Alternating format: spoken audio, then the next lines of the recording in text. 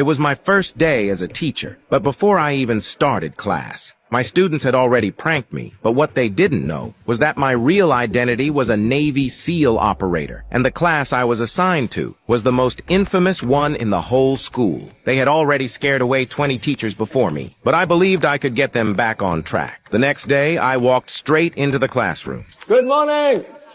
This time, the students seemed a bit calmer, but during class, they still ignored me completely. Some were eating, some were sleeping, and some were even playing video games. I introduced myself first, but no one cared. They thought I was just as weak as the teachers before me, but what they didn't know was that I had prepared a surprise for them. I picked up a rubber band and a piece of chalk from the desk.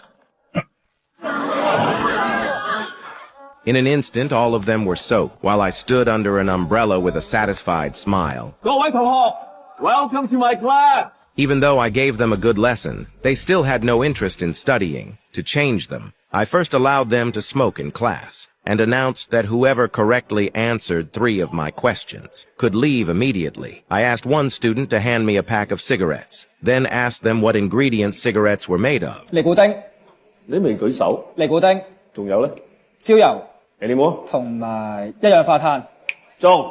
Tony answered all the questions correctly and walked out under the jealous eyes of everyone else. Everyone got excited. They all wanted to be the next one to leave. But that scene was noticed by the principal in the distance, and he clearly wasn't happy about it. But I didn't care at all. I kept teaching with my open and free methods, and continued explaining the components and dangers of tobacco. Gradually, the students began to enjoy my class. The next day, the student who loved smoking suddenly disappeared. I learned he had been working for a gang, so I went to get my student back. But they were extremely violent fighters, and when they saw I wasn't tall, they told me to get out. But when I heard my student crying for help inside, and saw how terrified he was, I didn't hesitate for a second.